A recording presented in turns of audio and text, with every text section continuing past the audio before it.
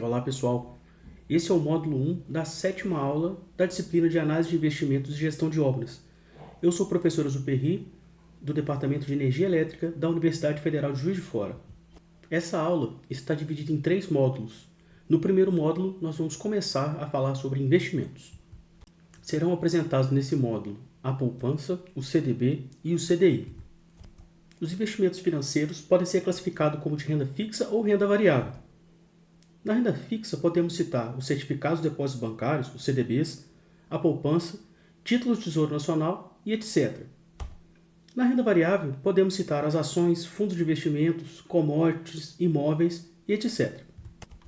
Por sua vez, os investimentos de renda fixa podem ser classificados como pré-fixados, cujo rendimento é estabelecido previamente, ou pós-fixados, seu rendimento depende de indicadores econômicos, como o CDI, a Selic, o IPCA ou qualquer outro.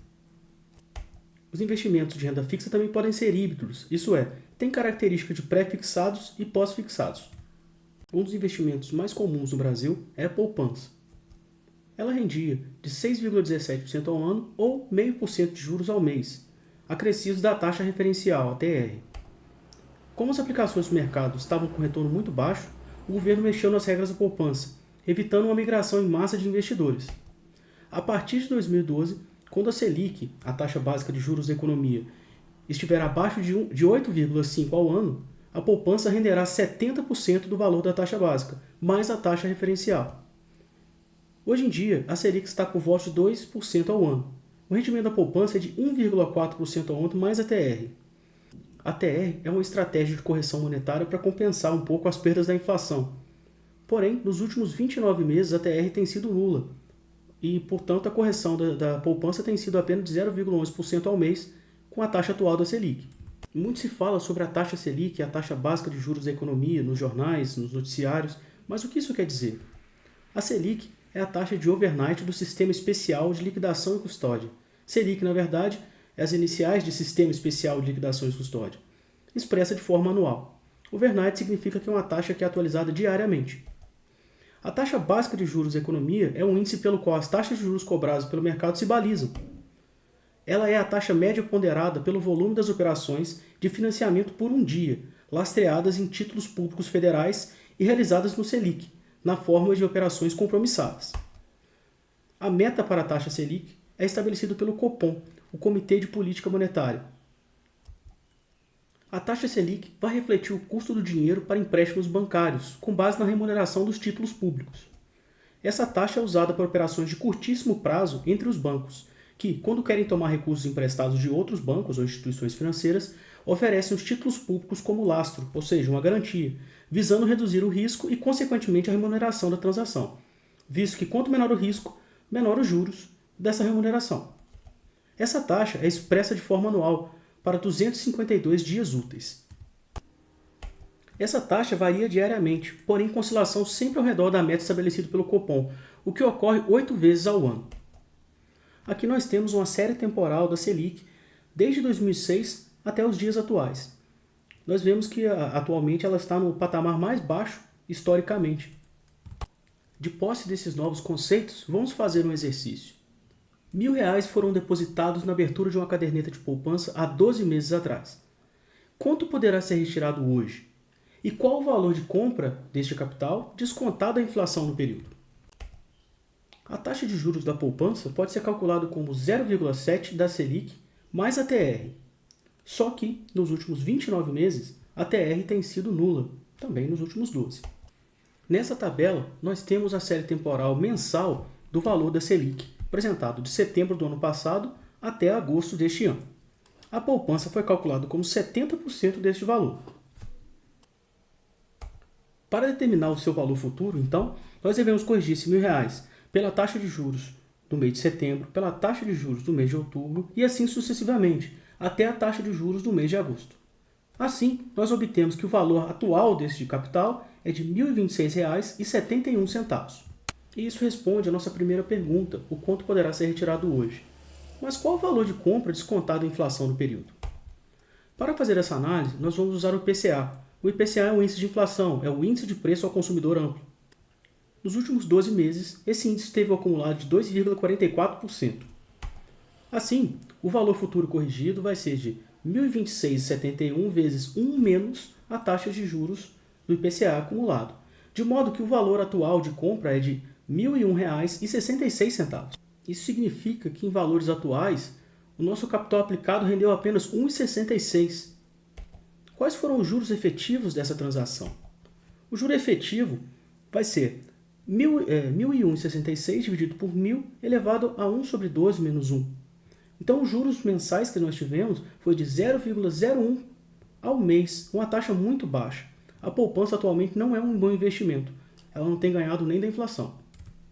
Outro investimento de renda fixa são os CDBs. Os CDBs são os certificados de depósito bancário. São títulos emitidos pelos bancos para captar recursos para os seus projetos. É como se a gente estivesse emprestando dinheiro para os bancos.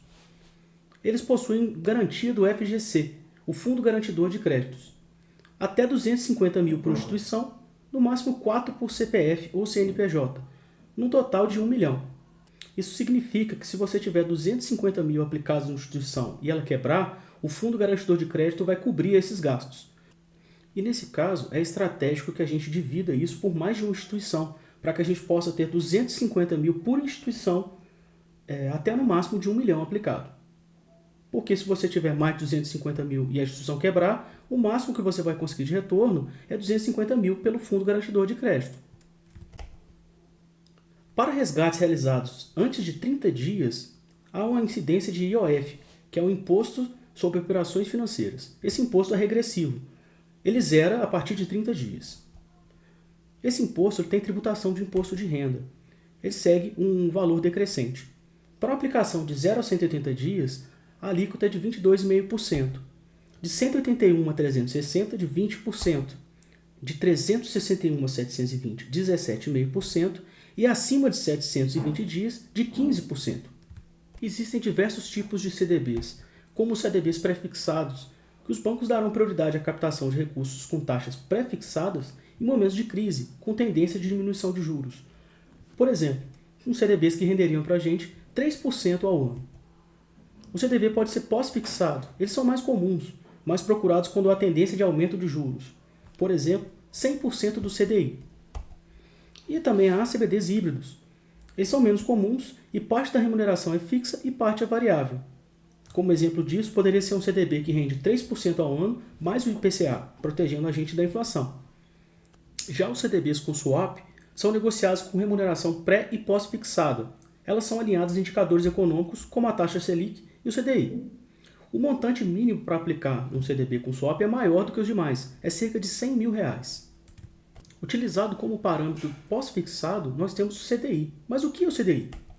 O CDI é o Certificado de Depósito Interbancário. Eles são títulos emitidos para os bancos para captar ou aplicar recursos excedentes, recursos próprios. A aplicação com prazos de 1 dia útil para melhorar a liquidez das instituições financeiras, assim como a Selic.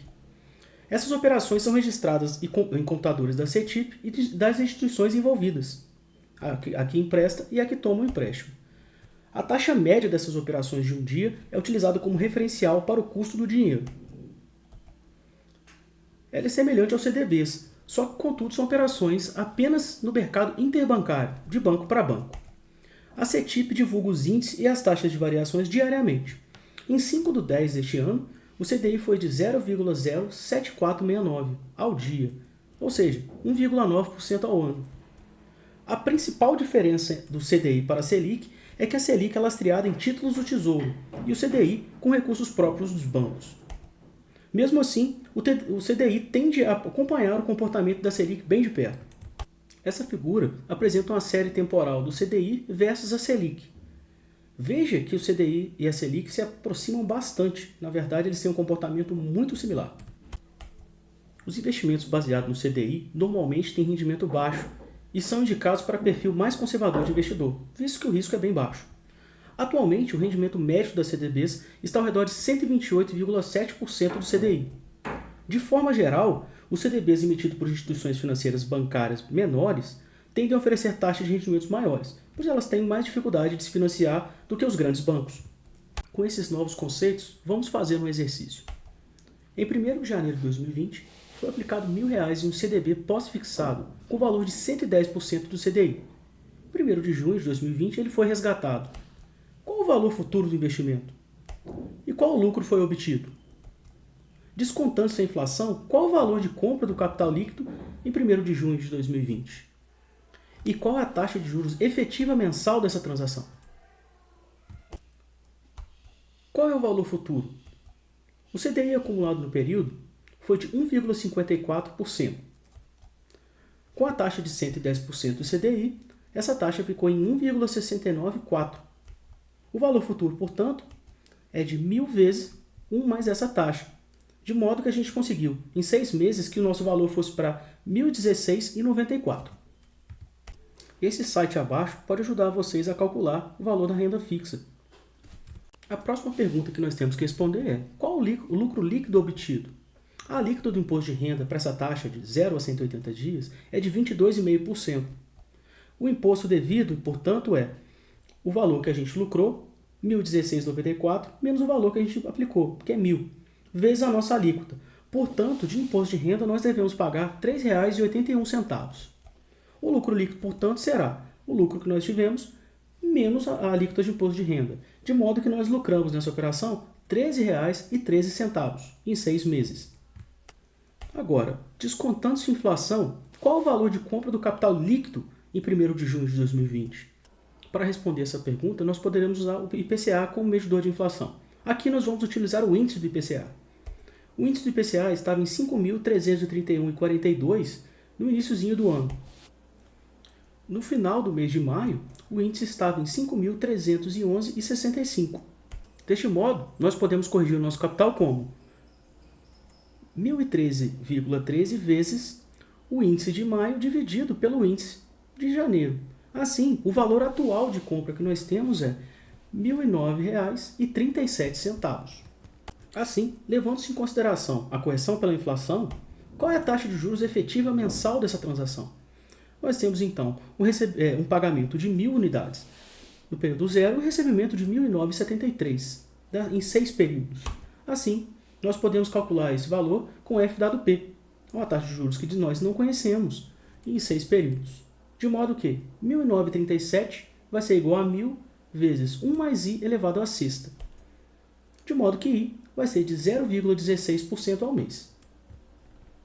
Nós chegamos ao fim do primeiro módulo da aula 7.